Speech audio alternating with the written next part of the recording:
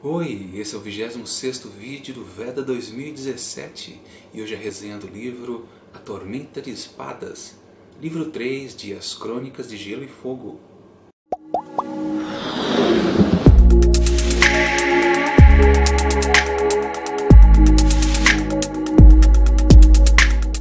Continuação de trilogia ou saga literária contém spoilers, então já estão avisados. Em A Tormenta de Espadas temos a continuação da Guerra dos Cinco Reis. Perdemos um deles no livro anterior, o Renly Baratheon, mas os outros estão firme e forte, ou quase.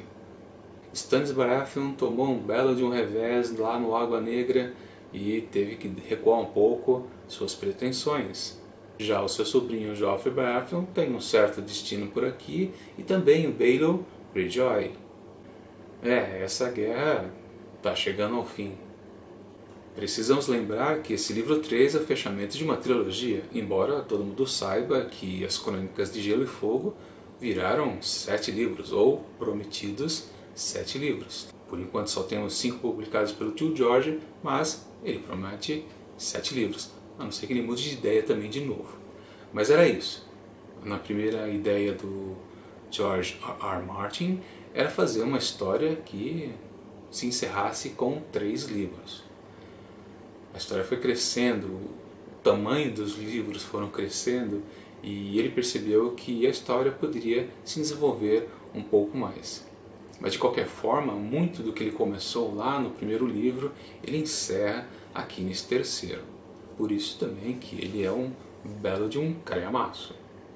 Mas nesse objetivo de encerrar uma trilogia, eu percebi que o autor meio que criou uma outra aqui dentro desse livro. Mais ou menos nessa divisão que temos aqui nos marcadores de página. Eu percebi um certo arco de personagem para cada um desses blocos aqui. O primeiro capítulo desse livro, depois do tradicional prólogo, é o do Jaime Lannister, que aliás é um novo ponto de vista nesse livro e na série, porque não existia nos livros anteriores.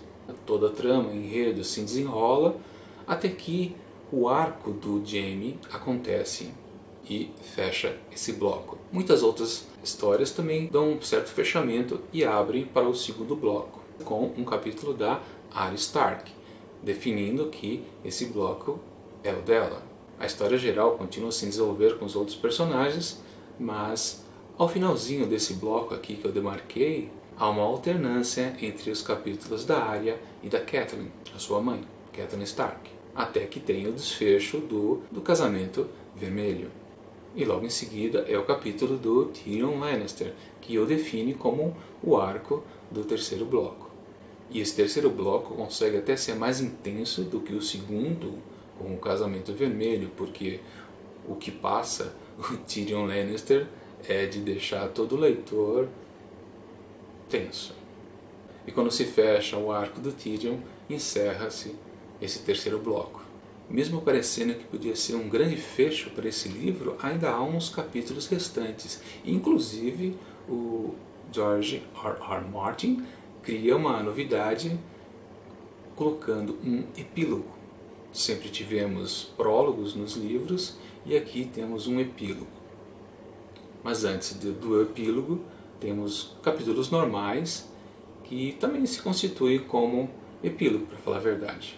Ele só nomeou como epílogo, claro, o último, porque ele adota o mesmo esquema dos prólogos, que é um personagem secundário que vai acabar morrendo ao final.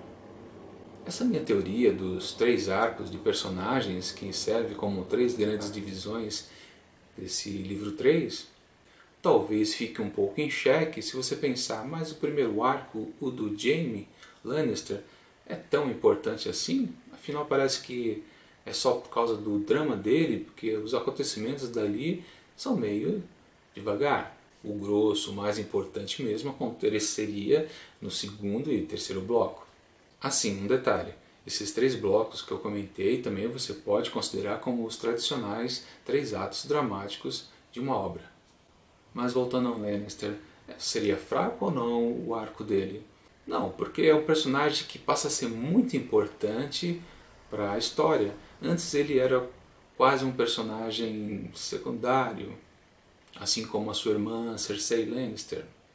Mas de fato, se você perceber, o casalzinho de irmãos são o grande estopim de toda a história. Se eles não tivessem transado na frente de Bran Stark, talvez muitos desdobramentos da história não teriam acontecido.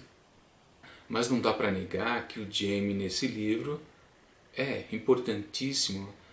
Tem um detalhezinho lá no meio do casamento vermelho, quando acontece a tragédia, dizem que aquilo é em nome do Jaime Lannister, assim diz o Roose Bolton. E depois, no terceiro bloco, toda a virada do Tyrion acontece pela ação, pela intervenção do Jaime. Então, ele praticamente atua como força catalisadora de tudo o que acontece de importante. Vale lembrar que ganhamos o ponto de vista do Jaime Lannister e perdemos o do Tyrion Greyjoy, que ele não aparece nesse livro.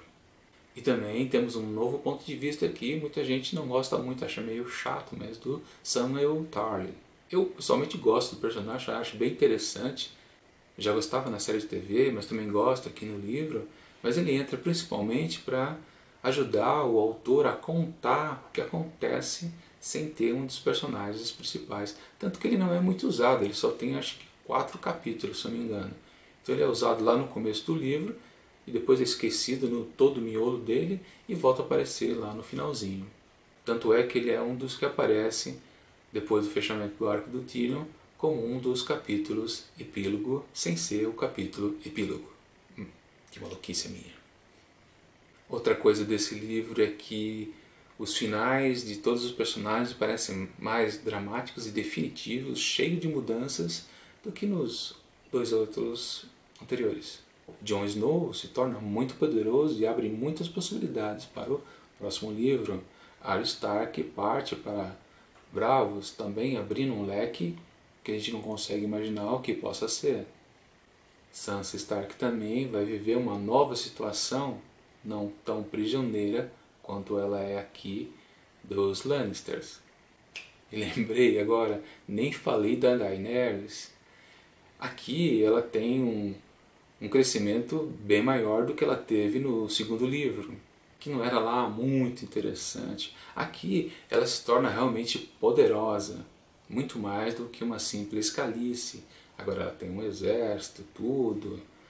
Agora um personagem nada interessante é o Bran Stark. Não sei se vocês notaram nos livros anteriores, nas resenhas que eu fiz, eu quase não falei dele. Eu acho que já citei ele uma vez aqui nesse, mas o que ele faz é interessante para a série, mas quase ninguém dá muita importância ao que ele faz, embora seja importante para a história, principalmente a história mais fantasiosa das Crônicas de Gelo e Fogo. Bom, eu já falei demais, já mudou o cenário, já amanheceu e eu recomendo esse livro? Claro que eu recomendo esse livro, esse é o melhor livro até agora das Crônicas de Gelo e Fogo. É um fechamento para a trilogia, mesmo que não seja mais uma trilogia, mas vários arcos de história que vimos começar lá no primeiro livro e depois continuou no segundo, se fecharam aqui. E com certeza muitos personagens tiveram uma mudança de rumo. A partir do próximo livro eles terão situações diferentes para viverem. Então eu recomendo esse livro para qualquer um que goste de fantasia épica. É isso, assine o canal e clique no sininho para receber notificações de novos vídeos e até mais!